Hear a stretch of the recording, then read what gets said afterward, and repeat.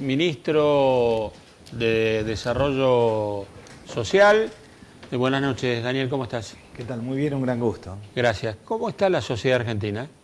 Yo creo que hay problemas sociales importantes, claramente, que no tienen que ver con el hambre, que no tienen que ver con la crisis del 2001 o con la hiperinflación de los 80, pero que tienen que ver con un fenómeno de desintegración social importante. Lo que yo creo, básicamente, es que hay un fenómeno en los grandes centros urbanos de malvivir, de problemas de vivienda, de problemas de trabajo informal, de problemas de transporte, que en su conjunto van complicando y generan todos los días implosión social.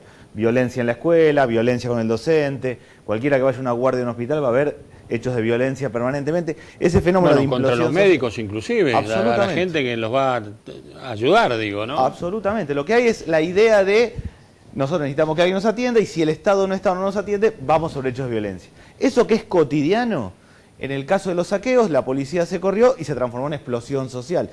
¿Fue explosión social y en parte dirigida o no dirigida, Daniel? No, yo creo que en parte dirigida, pero que hubo un proceso de explosión social. Está claro. Sea, vos decís que una parte fue las 4x4 robando dirigida, pero hubo necesidades, y vos necesidades. Sí, claramente. Necesidad no en términos de hambre. O sea, el caso de Córdoba, donde arrancó, está claro que los primeros saqueos estaban organizados, porque iba un grupo acá, luego pasaba al otro lado, al otro lado.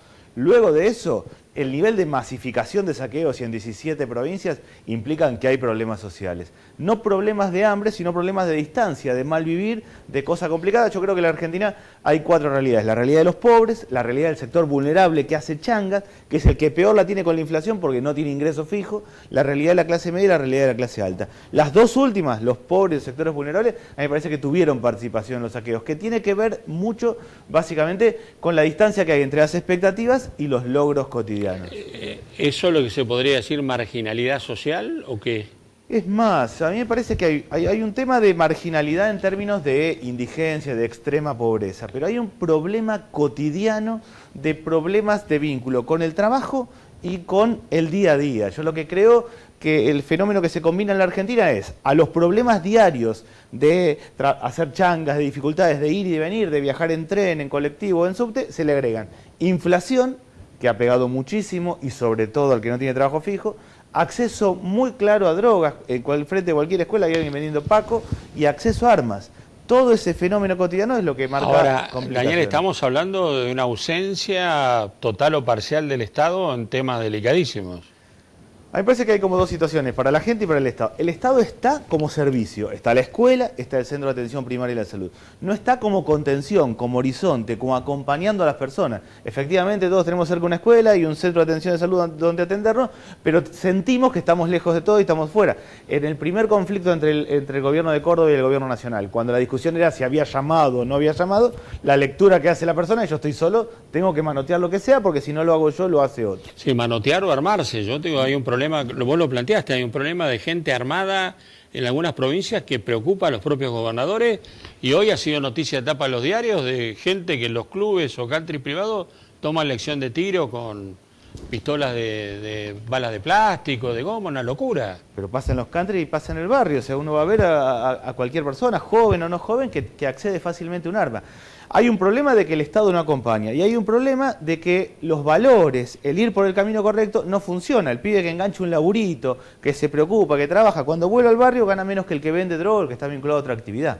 El mismo padre que le inculca buenos valores al hijo fue a saquear porque lo que dijo es si no lo hago yo lo va a hacer otro. El problema de que los que hacen el camino no les va bien es un problema serio en Argentina. Ahora eso de los chicos, ¿no? Se habla de los soldaditos de la droga, pibes que cobran 50 pesos por día y bueno, le da el alerto a los narcotraficantes si viene la policía o llevan paquetitos y traen. Sí, ese es otro fenómeno, ¿no? Sí, yo creo que el avance del narcotráfico es muy claro en Argentina y el avance de la venta de droga es muy claro. Por un lado, tiene que ver con más venta. Por otro lado, que se transformó en una unidad económica. El que vende droga gana más que el que trabaja y una familia se pregunta si no le conviene ponerse una cocina de Paco antes que hacer changas. Hay un problema práctico que es el mecanismo de la droga termina generando mejores ingresos que el del trabajo. Y el otro tema es que no queda claro quién lo controla y cómo lo controla. Mi opinión personal es que hay que crear una unidad especial de combate a la venta de droga por fuera de las fuerzas policiales. Cuando se hablaba de la necesidad de una agencia federal. Algo parecido, pero no solo para combatir el narcotráfico en términos de la entrada, de la producción, sino en concreto al que está vendiendo frente a una escuela, hay que agarrarlo y tiene que salir de ahí. Si no armamos un mecanismo de ese tipo, la verdad que se nos complica. Ahora, el gobierno parecería hacer un cambio de política en el tema del narcotráfico, ¿no? La designación de un sacerdote, bueno, al frente del Cedronar, o de una especialista en contención al frente del Ministerio de Seguridad, parecerían buscar el camino de la contención, de la reeducación. ¿Qué impresión tenés? Sí, que es así. El caso de Juan Carlos Molina de Cedronar yo creo que es una muy buena decisión, es alguien que viene trabajando realmente bien y ha hecho mucho trabajo y metodología. La Cedronar tiene dos partes. Una es la prevención y la atención, que es lo que claramente es la tarea de Juan Carlos. La otra es cortar la entrada y la producción de droga, el narcotráfico en general, que va a tener que hacerlo alguien en Argentina. También da la impresión de que para las Fuerzas Armadas y para las Fuerzas de Seguridad se está pensando otro mecanismo de control y de acompañamiento. Lo que hay que tener es un diagnóstico claro. Mi impresión es que hay un error de diagnóstico social en el gobierno. Que la Argentina está mejor que el 2003, está clarísimo, que no tenemos 57% de pobreza ni 28% de desocupación, está claro, pero hay problemas cotidianos que no se están viendo y la política social ha tendido en los últimos años básicamente a asistir, a contener. Yo creo que hay problemas sociales de primera generación que tienen que ver con el hambre, con la subsistencia, y problemas de segunda generación que tienen que ver con las adicciones, con la escuela, con el trabajo. No hay políticas claras para ese lado. Ahora, lo que parece una contradicción, este gobierno ha invertido en ayuda social, en planes que se los ha ido comiendo la inflación. Y gran medida, sí. La política social hoy son 43.000 millones de pesos, atender a los sectores pobres. De esos 43.000, 38.000 millones de pesos es dinero directo a las personas. Asignación por hijo y otros programas que realmente son buenos. Eso da una base de arranque, se lo come la inflación, porque la madre cobra 460 pesos por niño o 1.700 por estar en una cooperativa, está claro que le alcanza menos al comprar, pero además de comérselo la inflación, ha habido un parate de changas. Esa familia que lo completaba con algo de la construcción y el textil se le paró, y además es un fenómeno de sobreendeudamiento. La gente en los barrios está tomando con fotocopia del DNI crédito al 90 o al 100% anual. O sea, la combinación de las cosas salen más caras, tengo menos changas, no me alcanza, y además tengo que pagar la cuota. Todo ese fenómeno genera un malestar creciente que no es hambre, pero realmente se ha complicado la situación económica. ¿Y vos crees que la política puede encauzar eso o lo están causando? La política tiene que encauzar esto claramente. No, seguro que tiene, eso seguro, pero...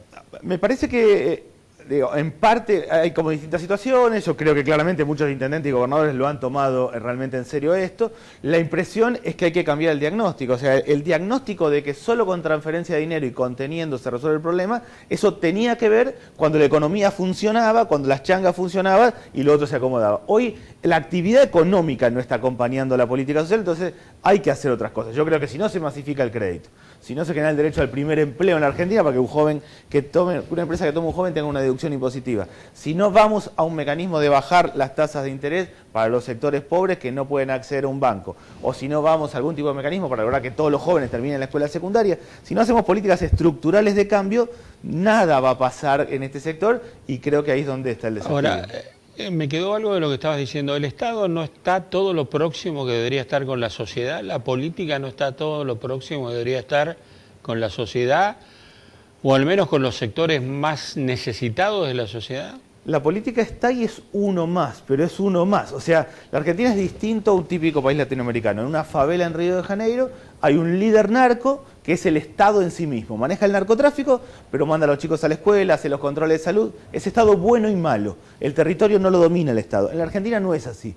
En un barrio está el que vende Paco, el que pone el corralón de materiales, el puntero del partido A, del partido B, del partido C, la iglesia que va a ayudar, el jubilado que va a dar una mano. Lo que hay es fragmentación. Hay muchos, pero ninguno tiene poder, están fragmentados y sueltos.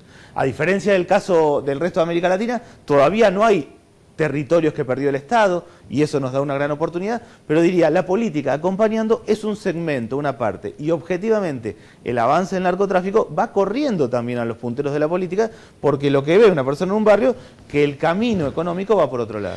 Daniel, había mucho recelo, mucho temor y preocupación por el 19 y el 20, lo que pasó en el 2001, mucha rumor, mucha aversión, pero ahí sí yo noté que el Estado y la política sí se hacía cargo de la situación.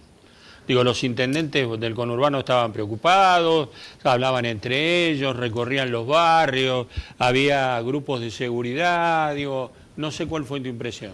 Sí, que se hizo cargo la política y la sociedad también. La sociedad también. Bueno, yo terminé diciendo que la sociedad quería paz. Absolutamente. Lo que hubo es, después de los saqueos, acuerdos con los supermercados para que repartieran bolsones de alimentos, recorrer... sin lío, digo. Repartieron bolsas de alimentos, empresarios y el Estado se pusieron de acuerdo. Trabajaron con los movimientos sociales y armaron esto. Y la sociedad además quiere vivir tranquilo. En la Argentina la misma persona que fue a saquear quiere bajar, quiere estar tranquilo, porque dentro de 10 días tiene que ir a comprar de vuelta al comercio. Yo creo que hay una idea de paz y de tranquilidad en la Argentina. Lo que pasa es que cuando la persona ve que está afuera, que no tiene ningún horizonte y que todo se desacomoda, le encuentra la vuelta como pasa. Yo creo que por momentos hay vacío institucional y lo que hay es una pérdida de horizonte, de futuro. No le queda claro a una persona qué tiene que hacer para mejorar. Nosotros necesitamos que el que estudie y trabaja le vaya mejor. Los horizontes no son claros. No son claros y son los alternativos. Tenemos que lograr que al pibe que estudia y trabaja le vaya bien y no al que vende droga. Así todos leemos que lo que hay que hacer es estudiar y trabajar. Daniel, fue un gusto. Muchísimas gracias. Buenas fiestas. Gracias, igualmente. Vamos a conversar ahora con el vocero del Episcopado, un viejo amigo, Jorge Westergel. Padre, ¿cómo estás? ¿Qué tal, Charlie? ¿Cómo estás vos? ¿Estás preocupado? Sí, bastante. Todo el planteo que vos hacías al principio creo que es muy realista y estamos todos muy atentos a que esta situación, que evidentemente tiene un condimento policial y más o menos organizado,